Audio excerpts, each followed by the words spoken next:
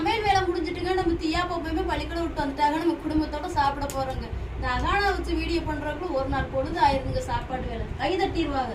சொந்தங்களை இன்ன வரை ஆச்சுங்க. நெத்திலி மீன் கிடைச்சாலே வந்து அவியக்கறி வைப்போம், இல்லைன்னா புளியா தண்ணி வச்சு சாப்பிடுவோம். சாப்பிட்றதுக்கு ரொம்ப நல்லா இருக்கும். இன்னைக்கு தான் முதல் முறையா வந்து நெத்திலி மீன்ல குழம்பு வச்சே சாப்பிட்றாங்க.